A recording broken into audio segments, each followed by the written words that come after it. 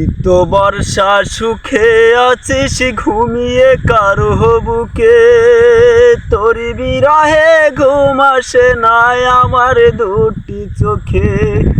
কোন পরাণে পারলি দিতে সরল মনে ব্যথা, একবারও ভাবলি না বর্ষায় আকাশের কথা। বর্ষা রে